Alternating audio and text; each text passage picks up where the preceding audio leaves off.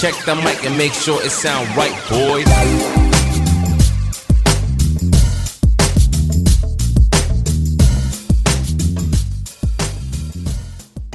Olá, sejam muito bem-vindos. Esse é mais um podcast produzido pelo Coletivo UOL e dessa vez apoiado pela Universidade Federal de Uberlândia a partir do edital PIAC Estudantil, Programa Institucional de Apoio à Cultura.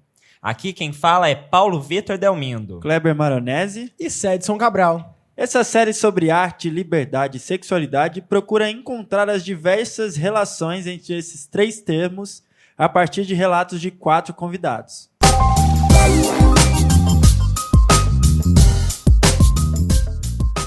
E hoje, depois desses 4 últimos episódios com esses 4 convidados, a gente vai discutir aqui, eu, Paulo e Kleber.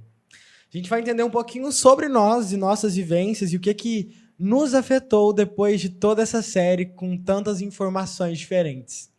Meninos, então eu queria começar perguntando para vocês.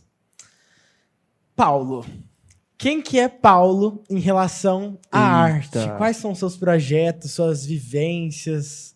Nossa, conta pra gente. Nossa, é muito estranho estar do lado de cá da conversa agora. Mas, bom, eu sou ator, editor e produtor multimídia.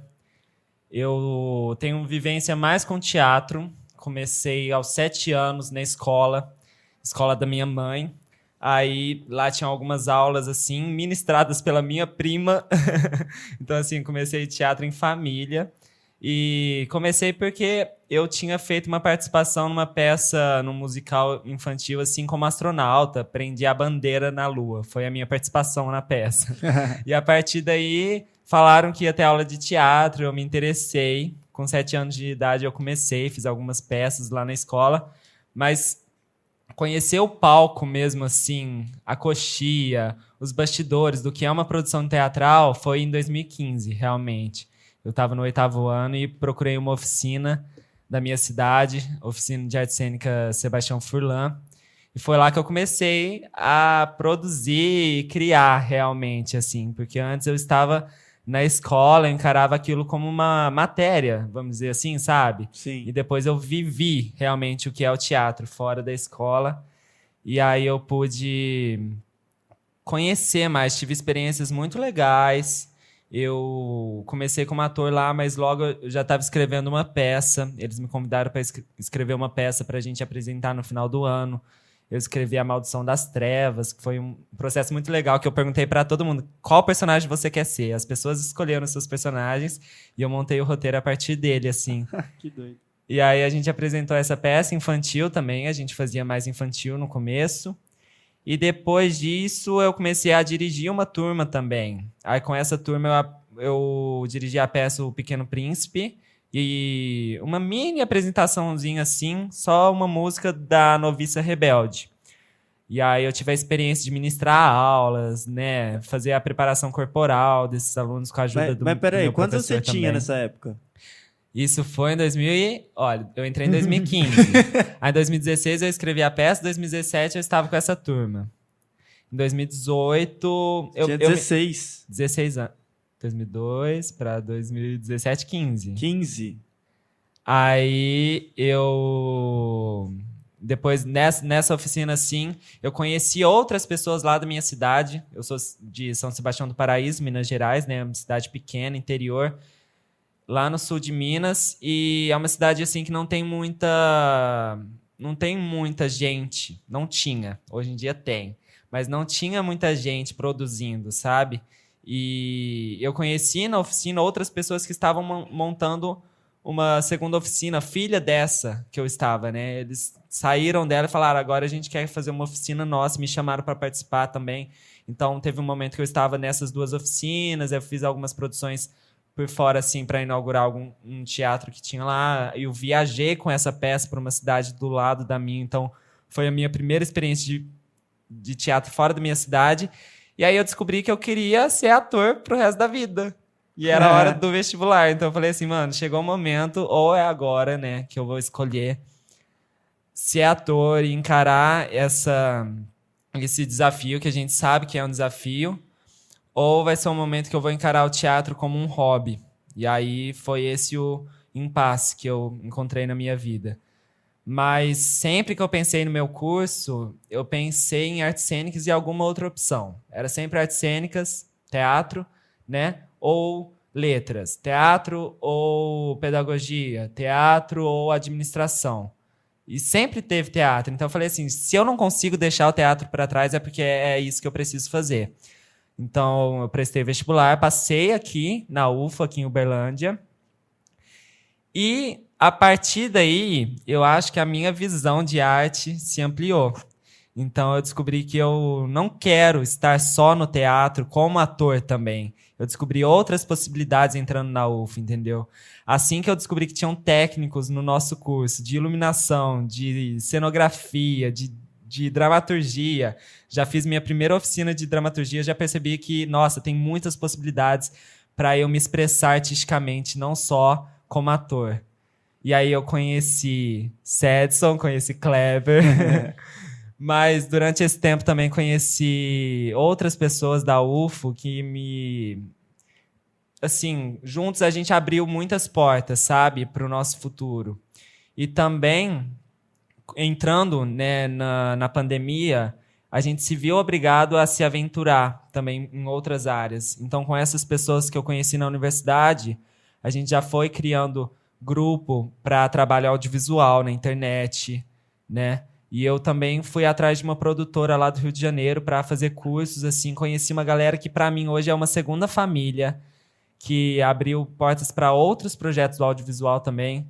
Então vamos dizer assim, que hoje eu trabalho com o audiovisual na internet, porque eu conheci essas pessoas na faculdade e dessa produtora, e são nesses grupos que eu estou trabalhando hoje em dia, que é o Eixo Cênico, o coletivo onde eu estou trabalhando numa peça com o pessoal, inclusive o Kleber faz parte. Estamos estreando a peça agora, nesse final de semana. Estamos aqui em novembro de 2021, estreando a peça agora. Dia 14, dia 20, olha... Fiz parte com esse pessoal do grupo Vitrine, infelizmente eu não estou mais, que é um grupo do Instagram também de artistas. E estou em projetos do audiovisual, em webséries, né, com esse pessoal que eu conheci no Rio de Janeiro, que é o Mulheres 30+, uma websérie do YouTube que está com bastante visualização também. Uma websérie assim, que eu criei muito carinho, porque me permitiu também aventurar. Gente, eu não achei que eu ia falar tanta coisa, mas eu descobri que, tipo, eu tenho um carinho por essa série, porque ela me abriu portas também para me aventurar na produção multimídia, né? Na edição de vídeos, na edição de imagens. E aí eu finalmente entrei num projeto que eu fazia parte de 2 processos e eu percebi que eu não seria só ator. Então, eu tenho muito carinho por esse projeto que me permitiu descobrir essa parte de mim. Inclusive, a gente está lançando a 2ª temporada agora no YouTube. E fiz 3. Eu fiz 2 webséries durante a pandemia também que eu já lancei. Lancei o Difame e lancei o Algo Novo no YouTube. Então, assim, esses são os projetos mais recentes. E com o Coletivo OU estamos aqui no podcast agora, né? Nossa, é muito legal ver que a pandemia ela abriu algumas portas para, tipo, pelo menos para a área artística, né? De quem era quem é de teatro, abrir para o audiovisual, para outras plataformas. Eu nunca que ia me ver fazendo podcast. Antes da pandemia, eu nunca tinha ouvido falar sobre podcast. O que é isso? Sabe? Não. É muito louco. E eu odiava ficar no computador. Agora eu passo horas editando um vídeo no computador. O computador, para mim, era uma coisa assim, nossa, nunca que eu vou trabalhar com isso. E agora eu faço faculdade para ficar na minha profissão em frente ao computador, fazendo imagem, fazendo vídeo. E eu não esperava. Realmente, a pandemia veio assim... Obviamente, a pandemia não é um presente, a pandemia não é pra gente, não é nada feito pra gente, é uma tragédia realmente que aconteceu. Mas eu encarei essas oportunidades, as oportunidades que apareceram na pandemia como um presente pra minha vida, sabe? Ela forçou a gente aí pro Com online, certeza, né? Pro digital. certeza. Não foi muito escolha, tem isso. Se É. quiser fazer alguma coisa, é só se for aqui. É o único jeito, né? É muito doido. E igual o Paulinho estava falando, eu entrei em alguns desses projetos que ele citou, o Eixo Cênico, o Grupo Vitrine, e até no começo da pandemia também a gente começou a fazer um grupo de estudos que foi ministrado pela Mafê, que também era uma companheira de curso aí do teatro. E foi isso, né? Bom, agora eu vou começar, já peguei aqui e vou começar a falar sobre mim, então. Bom, sou Kleber, tenho 20 anos. Cara, é muito doido porque desde quando eu era criança, eu me via brincando de teatro, brincando de fazer coisas relacionadas a isso. Eu achava já que eu era um ator, que, enfim... O meu pai, ele fazia algumas peças para a empresa que ele trabalhava, e aí eu sempre via aquilo e eu falava, nossa, isso é muito foda, isso é muito legal. E assim, nunca no profissional, né? Mas eu sempre via aquilo e ficava maravilhado. E como eu sou de Ribeirão, o Sesc de lá, ele é muito... pelo menos aqui em Uberlândia nem tanto, mas em Ribeirão o Sesc ele é muito movimentado em relação à cultura. E naquela época tinha contação de história todo final de semana, e todo final de semana eu enchi o saco pro meu pai pra gente ir lá. E aí eu lembro que era um pessoal que tinha acabado de se formar na faculdade lá da Barão de Mauá, que é o grupo que chama Engasga Gato. E aí, desde pequeno, eu ia lá, assistia eles e tudo mais. E aí, nessas brincadeiras, uma vez a gente começou, na escola que eu estudava, a gente pegou alguns fantoches lá, começamos a brincar e uma professora viu e falou assim, nossa, a gente podia fazer alguma coisa, montar alguma coisa, né? Aí a minha primeira peça foi a Dona Baratinha e o Dom Ratão. E eu acho que muita gente já fez isso na pré-escola. É muito Quinto doido. ano. Quinto ano, é isso. Mas eu lembro que não era nem quinto, era terceiro. E aí, eu, mó pequenininho, nervoso, eu fazia o Dom Ratão. E aí, eu lembro que eu entrei tremendo e tudo mais. Foi muito louco aquele dia. E aí, eu mudei de escola, fui para uma outra escola que tinha um grupo de teatro, né? Só que assim, era ministrado por uma professora de geografia que já tinha feito teatro ali, estudado algumas coisas, mas assim, independente. E aí só podia entrar a partir do 6º ano, né? E eu estava no 5º. E aí a professora lá que me dava aula, ela me dava aula no fundamental, ela falou assim, não, ele é bom, ele gosta de teatro, não sei o que tem. Aí me empurrou para esse grupo.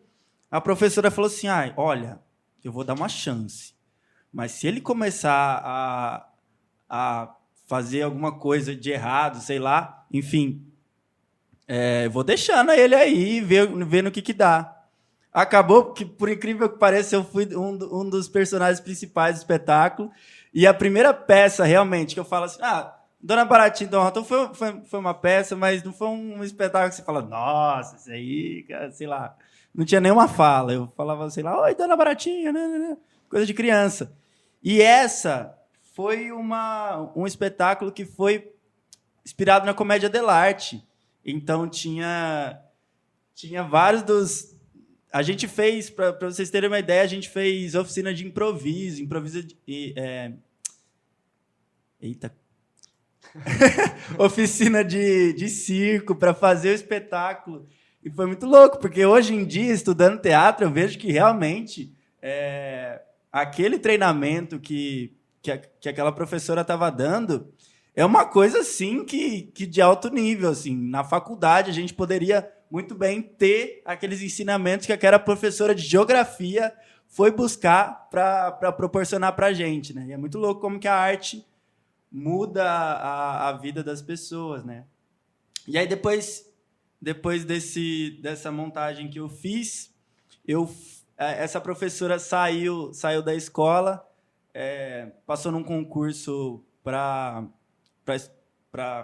enfim, dar aula em outra escola e foi para lá. E aí eu queria muito continuar fazendo teatro, e aí ela me passou uma escola de teatro que tinha lá em Ribeirão. Beleza, eu fui lá, fiz 1 ano e não gostei. Era uma coisa muito comercial. A gente fez o Shrek, o espetáculo. E eu lembro até hoje, eu fui o burro do Shrek. E aí eu vejo que o burro tem muito a ver comigo, mas enfim, isso não é o caso agora. E aí depois disso, eu saí dessa... Eu fiquei 1 ano nessa escola e eu saí, eu não gostei. Aí eu e minha mãe procurando alguma coisa assim, minha mãe sempre me apoiou, minha mãe e meu pai. Isso eu tenho super gratidão, porque eu vejo que muita gente não tem esse apoio dos pais, né? E aí a gente achou um curso livre que ia ter de um grupo que eu ia todo final de semana assistir eles do Sesc, que era o pessoal que estava contando história. E aí, depois que eu saí de lá, era uma vivência com todos eles, e eu era o mais novinho. Eu lembro que eu tinha 12 anos na época. E o pessoal que estava fazendo oficina era tudo mais velho.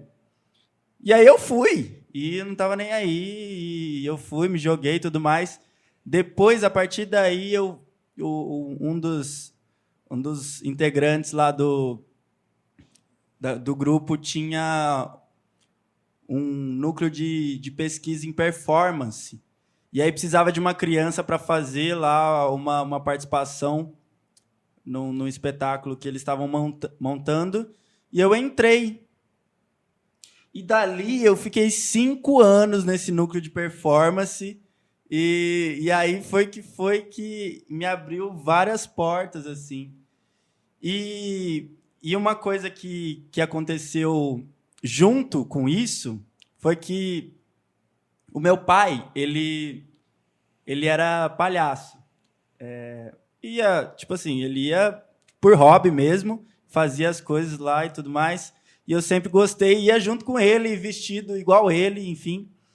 E aí tinha um outro pessoal que fazia... Porque assim, lá em Ribeirão, a gente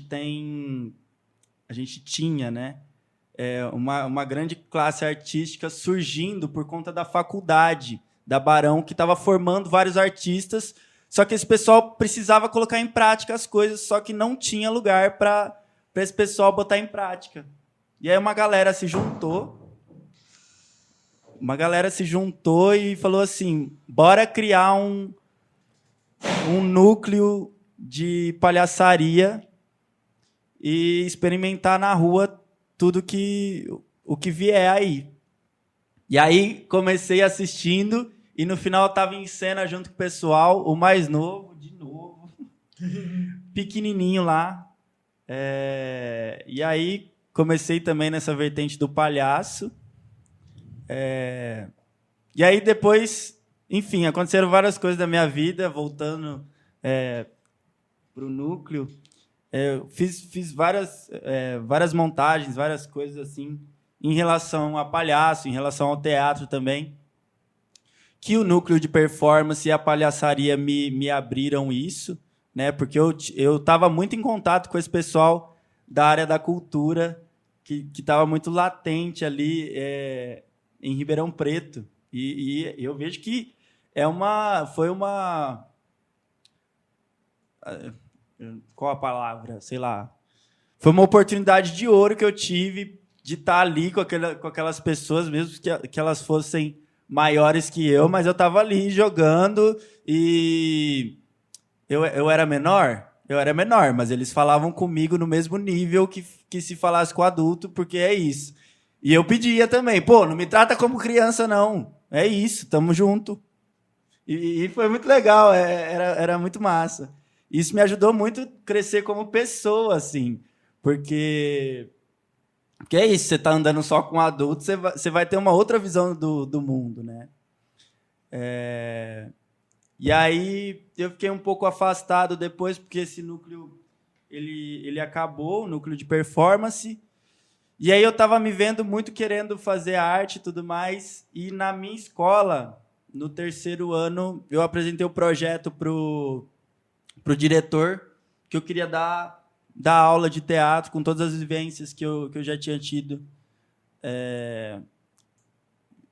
enfim, na minha vida artística ali. Apresentei o projeto para o diretor aprovou, e aí eu dei aula de teatro no meu último ano de escola, e a gente montou uma peça, roteirizei, dirigi, e foi muito massa, assim, criar do zero, e é isso. E sempre, assim, desde quando eu comecei com aquele grupo de teatro na escola, meu Deus, eu já tinha certeza que eu queria fazer faculdade de teatro, sabe?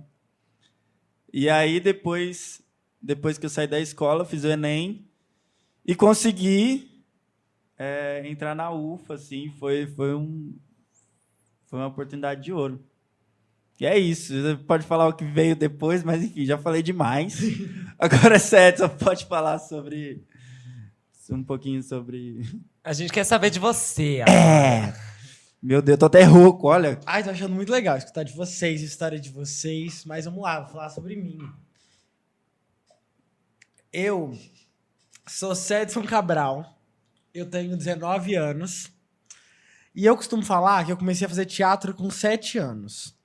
Mas aí eu tava aqui pensando, né? Teatro, um curso de teatro, um espetáculo, eu fiz com 7 anos. Mas eu lembro de quando eu era muito pequeno, e eu sempre fiz muita coisa, eu sempre fui muito pra frente, assim. Eu era uma criança meio encapetada, sei lá. Eu lembro que eu ia pra casa das minhas primas, em outra cidade, e eu sempre queria brincar de banda, brincar de fazer show. A minha irmã, ela tinha uns brinquedinhos de cozinha. E eu atormentava ela, tadinha, pra gente brincar de cozinha, porque eu queria fazer um programa de culinária. Eu sempre gostava de estar à frente, assim. Eu lembro de uma vez que a gente foi pra chácara da minha tia, e aí eu tinha 2 primas, que eram da minha idade, assim, e eu sempre forçava elas a brincar do que eu queria, porque eu sempre fui meio ditador. E aí eu forçava elas a fazerem show comigo. Que a gente brincava que a gente tinha que a gente era bailarina e a gente fazia show. E aí tem um episódio que é muito marcado pra mim, que a gente fez todo mundo, tava a família inteira nessa chácara, a gente fez todo mundo ficar sentado, e aí eu era a estrela principal do show, porque eu que mandava nelas. E aí eu coloquei as 2 pra dançar assim, e aí eu entrava. Só que na hora que eu ia entrar, eu fiquei morrendo de vergonha. Eu acho que talvez esse seja o meu primeiro trauma, a primeira vez que eu lembro que eu fiquei com vergonha de alguma coisa. E aí eu não fiz. E esse dia ele ficou muito, muito, muito marcado pra mim, que foi o único dia que eu não consegui entrar. Eu não sei por quê, mas eu não consegui. Mas enfim, aí a primeira coisa que eu fiz que eu me lembro de teatro, foi numa oficina de teatro da UFO, inclusive, no Graça do Axé, que é um espaço externo assim da UFO, mas é um espaço da UFO, proporcionado pela universidade. Na escola também eu sempre era muito pra frente, desde muito pequeno, eu sempre gostava de estar na frente, assim. E eu fiz muitos espetáculos, pecinhas, eu gostava de montar coisa, mesmo no 3º, 4º, 5º ano, eu juntava o povo e gostava de fazer as coisas. Eu acho que eu sempre tive nesse lugar de querer fazer. Depois eu até me entendi mais nesse lugar de produtor, de estar propondo coisas, propondo ações. Mas voltando na escola, teve alguns momentos que para mim foram muito especiais. Quando eu estava no 6º ano, teve um projeto de 2 professoras de português que elas passaram em um edital do município, que eu não lembro qual edital que era, mas era um edital do município, para fazer um espetáculo que era patrocinado. E aí quem podia fazer era só a galera do 9º ao 3º, eu estava no 6º. Só que precisavam de uma criança. E aí foram lá na sala perguntar quem queria, e eu, mostrado como sempre, falei que queria e fui fazer. E aí foi uma experiência muito legal, porque era um dos personagens principais, e era sobre o Martin Luther King. A gente fazia aquele texto do I Have a Dream, eu tenho um sonho. E foi um espetáculo lindo, lindo, lindo, lindo. Eu lembro do figurino, que era uma blusinha branca, listrada de preto, um shortinho verde e uma boina verde. Maravilhoso. Porque eu não tinha cabelo nessa época, eu tinha cabelo raspadinho. Ai, que ódio. Mas enfim. E aí, durante as aulas na escola, assim, eu gostava de fazer coisa lá, mas eu não gostava muito, porque eu sempre fui muito crítico, eu achava o povo muito ruim. E eu falava, eu não vou fazer nada aqui, não. Eu era muito chato, eu sempre fui muito chato. É o ditador lá de trás. E aí, no terceiro ano, a gente estava tendo aula de artes, e a gente precisava fazer alguma coisa de pop art ou performance, alguma dessas artes. E aí eu resolvi que eu ia fazer performance. E eu já tinha entrado na dança, eu já estava fazendo dança há uns 2 anos. E aí eu falei, eu vou fazer uma performance, mas eu me enrolei todo, como sempre, e deixei pra última hora. E aí eu lembro que eu cheguei na escola e eu falei assim, o que eu vou fazer nessa porra? É no último horário. E aí eu lembrei que eu tinha uma saia vermelha lá na minha casa, e minha casa era muito perto da escola. E aí eu fui correndo na hora do recreio lá na minha casa, peguei essa saia, coloquei uma cueca preta, e fui programar na hora da aula de artes. A performance era uma coreografia pronta que eu tinha da aula de dança, que eu plagiei e falei que era minha pra professora de artes pra ganhar o ponto. E aí eu fiz em cima de uma música, de um texto do Bial, lindo também, falando sobre a Amazônia. E eu com uma saia vermelha, longa, cuequinha preta, no meio do gramado da escola. Eu acho que esse é um momento também que me marca. Não gosta nem de chamar atenção. Né? Percebe-se. Na igreja também, fiz muito teatro na igreja, fui coroinha. Fiz Jesus na Via Sacra, já fui Jesus, por incrível que pareça. Deixa eu ver o que mais. Um segundo. Performance, dança. No conservatório eu fiz alguns espetáculos muito legais também, que eu sempre tive nesse espaço também, de querer fazer muita coisa ao mesmo tempo. No meu terceiro ano, eu tenho fenda e nódulo nas pregas vocais, inclusive já tô ficando rouco de novo, por conta disso, porque eu sempre me enfio um monte de coisa e não me cuido. E aí no terceiro ano eu tava montando 3 espetáculos, fazendo 2 musicais, fazendo aula, trabalhando, fazendo um monte de coisa, louco, e nada direito, porque é assim que a gente faz, um pouquinho de cada, tá tudo certo. E aí teve um outro espetáculo também muito legal que eu fiz, que foi o Diga Sim, que eu também era um dos protagonistas. E aí eu fazia um guru muito louco. E acho que nesse lugar eu me encontrei muito.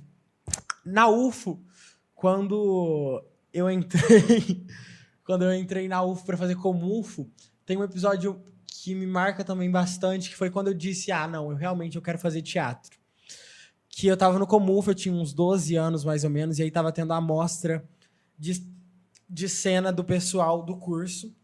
E aí, nessa amostra de cena, era um espetáculo para 18 anos, mas eu tinha 12. O pessoal da turma tinha 12. E eles falaram que a gente podia entrar. Daí a gente entrou. E na hora que eu entrei, o começo do espetáculo era a Natânia Borges, com um saltão. Ela tava na transição ainda, ela tinha uma barba enorme, cheia de glitter. E ela tem um vozeirão, tinha uma cadeira no meio do palco, um foco de luz. Ela com o pé em cima da cadeira, cantando Geni. E aí, no final do espetáculo, ela saía toda ensanguentada.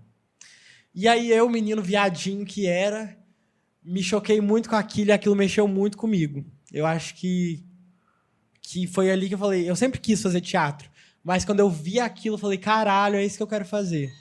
Eu quero fazer as pessoas saírem do teatro assim, pensando sobre isso.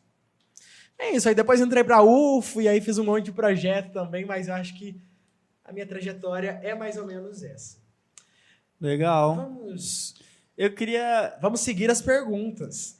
Eu vou pular essas 2 primeiras aqui, meninos, e vamos para as outras. Eu queria Claro. falar um negócio. Claro. A gente podia então... já que a gente tá mais livre assim, vamos tentar falar o que vocês veem desses três temas aí na vida de vocês. Sim. Pode ser? Pode ser. Sim, sim. Eu queria falar um pouquinho sobre sexualidade, gênero e... Pode isso. ser. Eu gosto. Acho que a gente não precisa ir na ordem que a gente fez nos outros de arte, liberdade e sexualidade, né? Tudo. Acho que a conclusão que todo mundo concorda, que a gente chegou, é de que eles têm muitas correlações. Então a gente vai conseguir passear pelos 3 aspectos assim muito facilmente. Sim. Sim. São relações que se conectam, né? Sempre. Aham. Eu queria falar um pouquinho sobre sexualidade, porque depois desse podcast, Sexualidade é um lugar que eu sempre tive curiosidade de estar explorando. Hoje eu me entendo, eu acho que eu estou um homem gay. Não sei, posso não estar amanhã. Gosto de estar em alguns lugares. E aí, ao longo dessa série, escutar todas essas vivências, eu acho que cada dia mais eu tenho me interessado mais em entender o outro, os corpos dos outros, as sexualidades dos outros, mas também a minha. E aí eu falo que eu me entendo em um lugar de um homem gay, mas eu também não sei se eu me entendo no lugar de um homem gay. E aí eu fico cada dia mais confuso sobre isso. E eu não sei sobre nada. E isso me deixa inquieto, mas também me deixa muito tranquilo.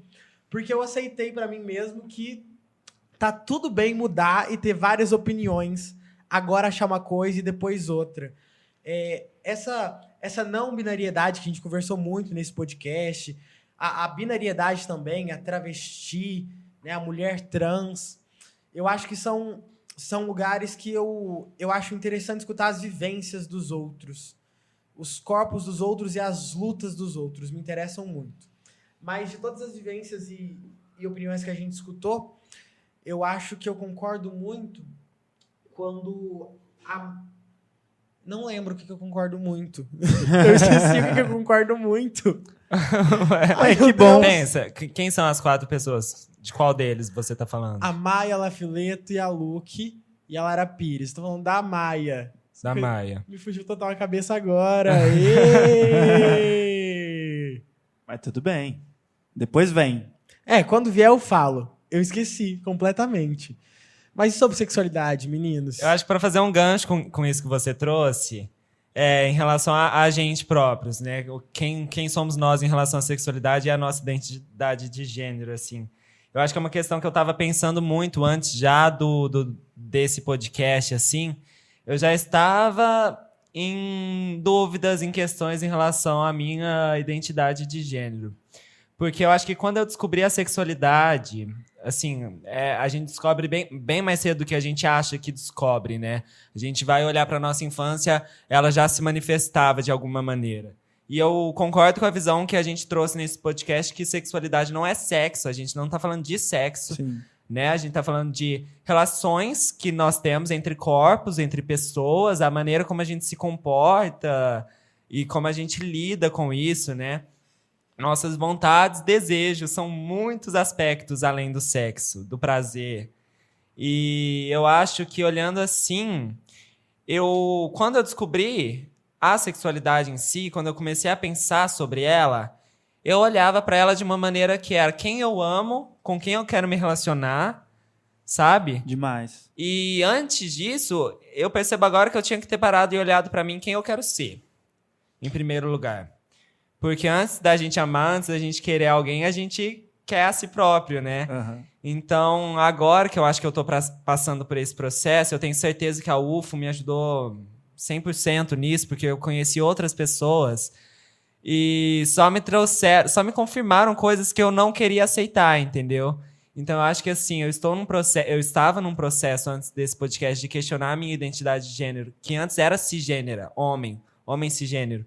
E agora eu já não sei mais, eu acho que flerta um pouco com a não binariedade, mas eu não sei em que sentido ainda. Não sei rotular, por enquanto não quero achar essa caixinha, sabe? Mas eu acho que é esse processo. Eu tô contente, eu acredito, porque eu saí dessa questão só de quem eu quero amar, com quem eu quero me relacionar, né, sexualmente. E parar para pensar no meu comportamento, como eu quero que as pessoas me vejam, como eu quero que as pessoas me vejam, como eu quero me comportar socialmente, individualmente também, como eu quero me ver, sabe assim, como que eu me encontro no mundo. Então acho que esse podcast está me ajudando, mas eu ainda não sei falar para vocês aqui hoje, eu sou uma pessoa tal. Não tem essa caixinha para trazer para vocês hoje. Eu acho que eu lembrei que eu concordo, e é com isso, é com relação e tensão. Eu acho que sexualidade está muito ligada a como a gente se coloca no mundo. Quando eu falo que eu sou um homem gay, é como eu me coloco no mundo. Eu posso não ser uma bicha e ter tanto flertar muito com a feminilidade, mas eu me porto como um homem gay. Eu sou um homem gay. Eu estou no mundo como um homem gay. Quando a gente pega uma criança, minha infância, foi uma criança viada, foi um gayzinho. Sabe, eu passei por momentos que não foram legais. Eu sofri com isso. E hoje, me encontrar e me entender como homem gay, pra mim já é uma coisa muito, muito legal. Estar aqui sentado nessa mesa e falando abertamente, eu sou um homem gay, pra mim é muito legal. Porque eu já sofri muito com, eu sou um homem gay. Sim. E gritar isso pro mundo hoje, pra mim, como eu me coloco no mundo, é sobre sexualidade. Você acha que você percebeu ou fizeram você perceber? Eu acho que sempre contam pra gente antes da gente se Antes aceitar. da gente saber, né? Sempre tiram a gente do armário. É isso que eu ia falar. Sempre jogam a gente pra fora sem a gente esperar, né? Meu pai veio me perguntar. Eu tava lá deitado na cama, sem expectativa nenhuma de chegar a esse assunto. E ele me perguntou. E eu não esperava isso. E antes, né, quando eu fui me descobrir, não fui eu que fui atrás. Ah, será que eu me interesso por homem? Não. Foi esse assunto que sempre me rodeou, entendeu? Então, acho que, sim, é uma questão que, se a gente fosse mais educado sexualmente, a gente conseguiria se colocar pra fora.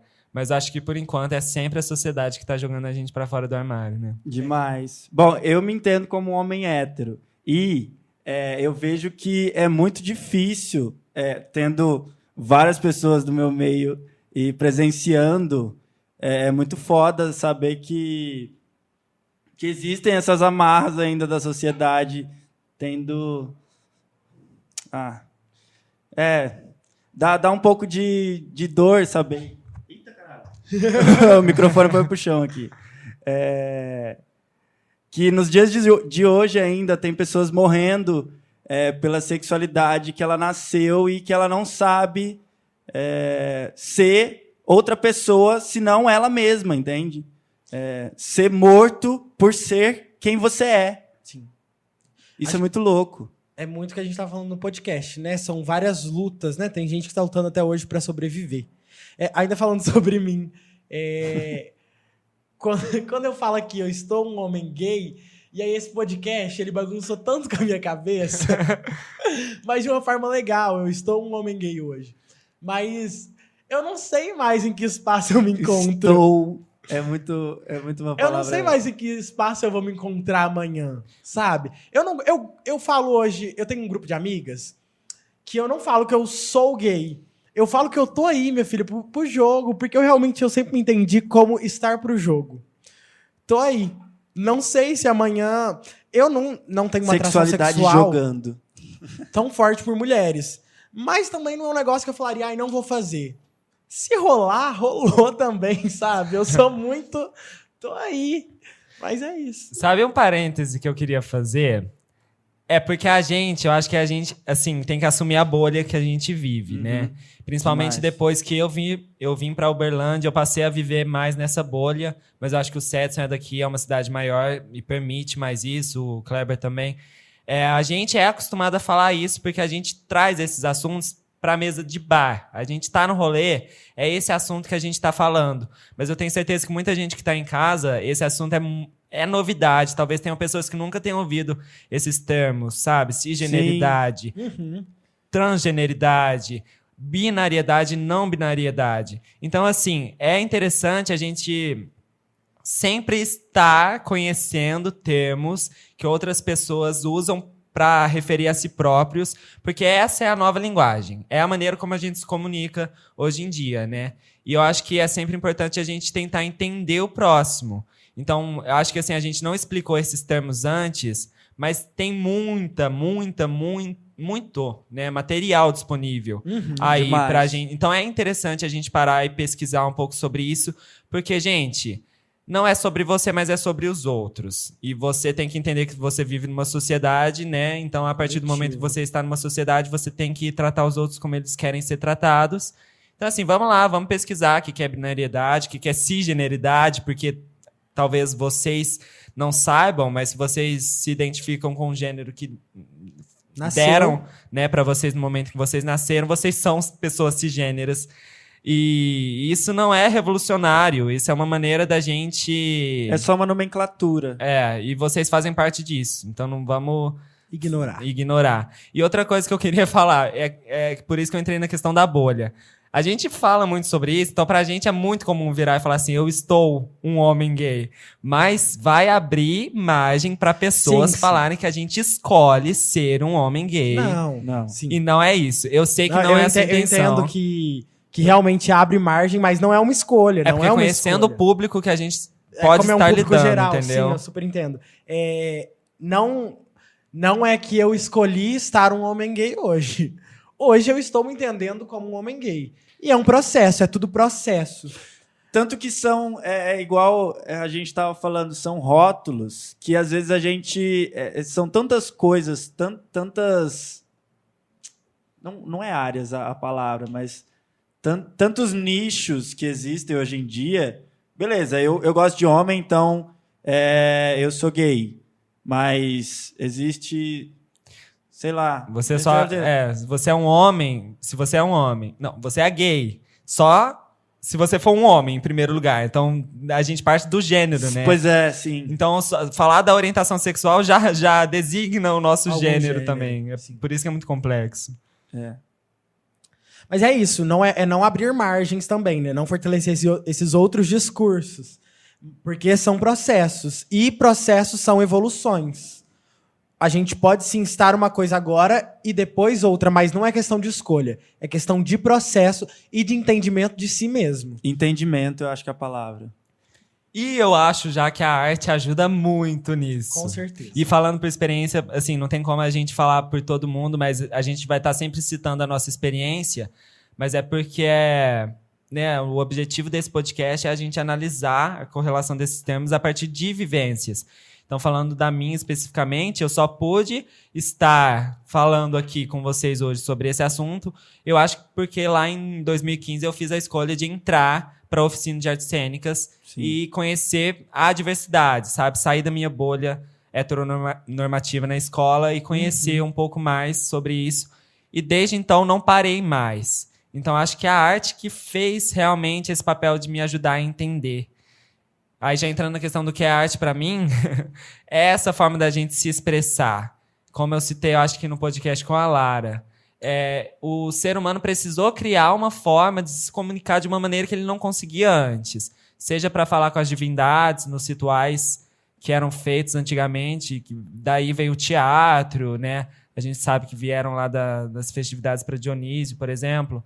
Então, o ser humano precisou criar essa linguagem para se comunicar de uma maneira que ele não poderia habitualmente. No dia a dia, vamos dizer, tá? No cotidiano. E a arte veio a partir daí para trazer essa nova linguagem, sabe? Pro ser humano conseguir se expressar. Eu acredito muito nisso. Então, ela abre muita possibilidade da gente entender mais sobre diversos aspectos da nossa vida que não estão tão evidentes, que estão ali do nosso lado, tá na nossa cara, mas que a gente ainda não enxerga. E a partir da arte, eu acho que ela joga na nossa cara algumas coisas assim, sabe? Demais. A arte, ela tá muito nesse lugar de desdobramento para mim.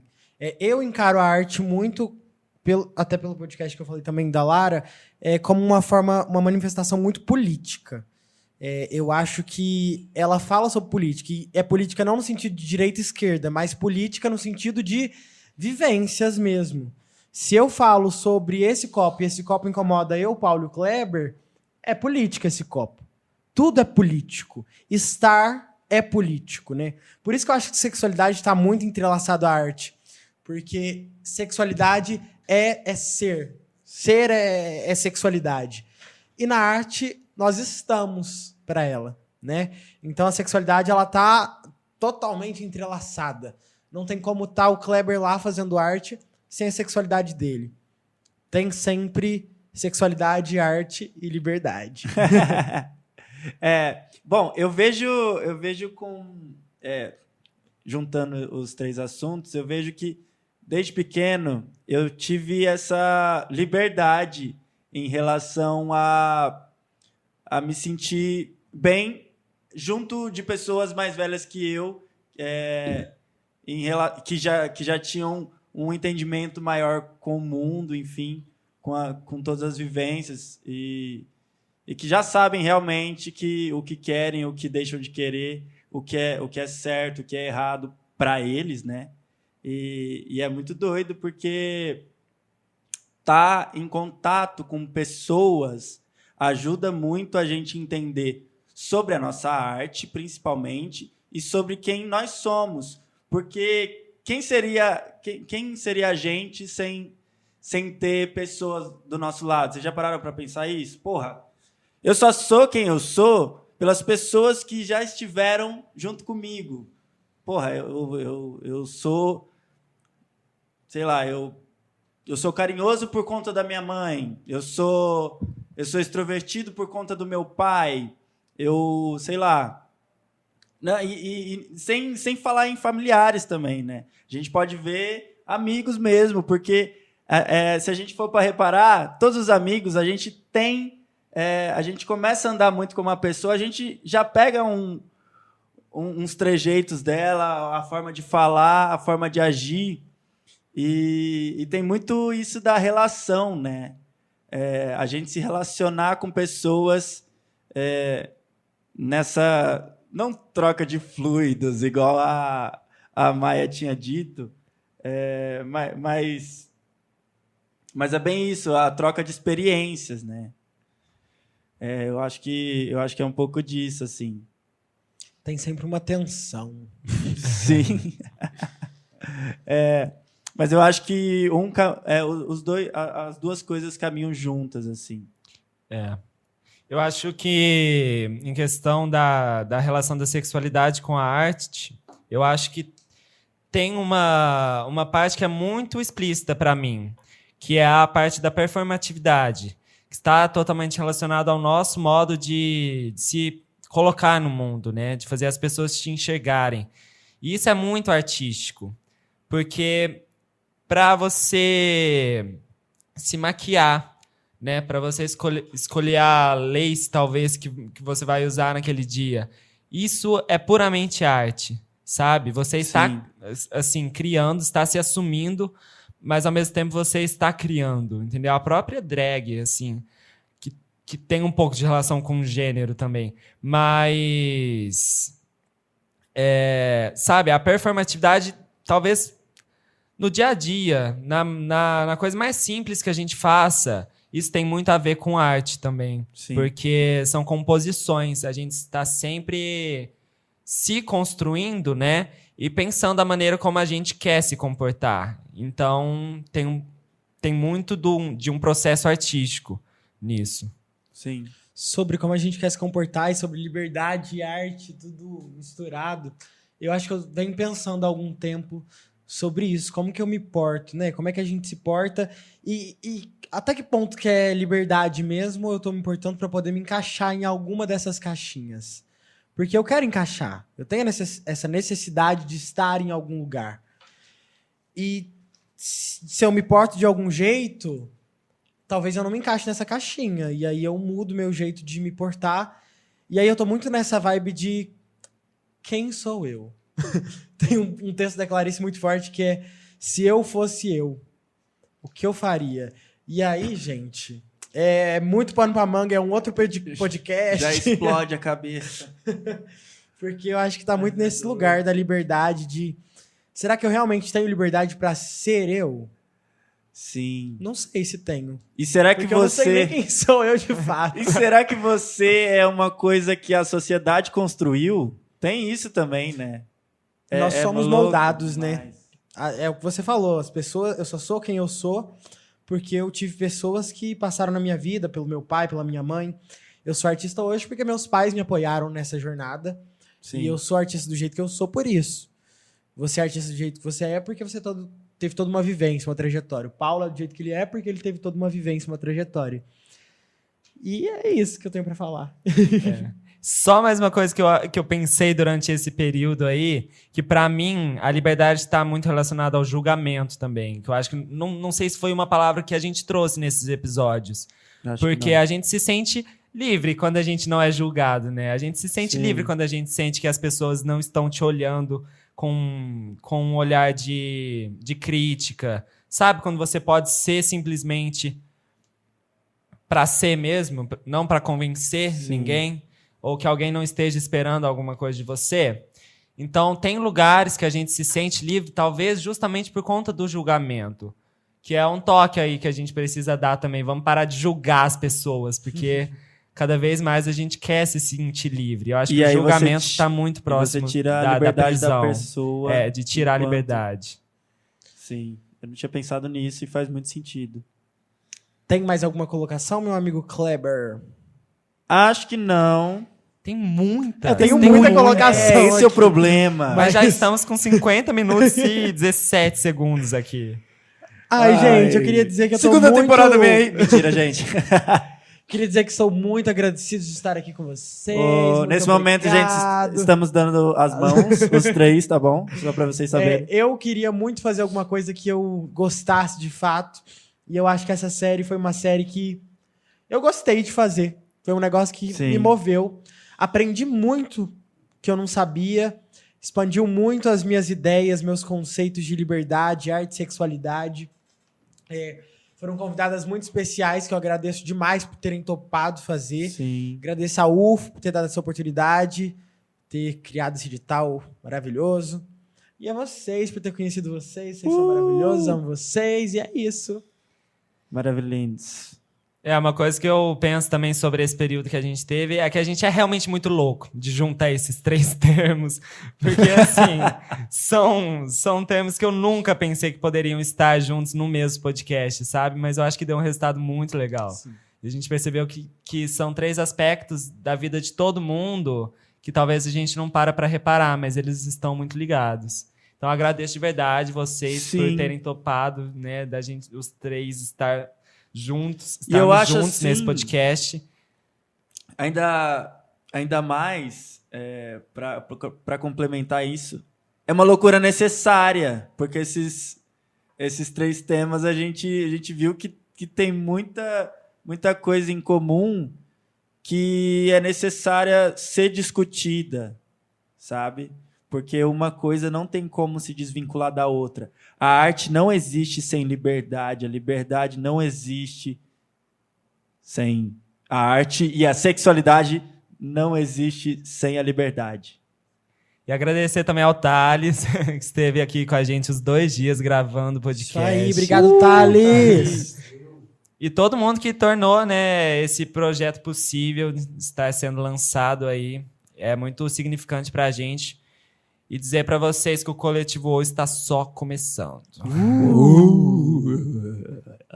E o Arte, Liberdade e Sexualidade vai ficando por aqui. Esse foi o 5º e último episódio dessa série. Mas lembrando que todos os outros vão continuar disponíveis lá no YouTube, no Spotify. Então não saia de lá sem deixar o seu like, tá bom? Comenta aí, conta pra gente o que você achou da nossa série. E também segue a gente lá no Instagram para continuar acompanhando os nossos projetos. Nosso @ é @coletivoou. E é isso. Então, até mais a vocês. Até. Beijo.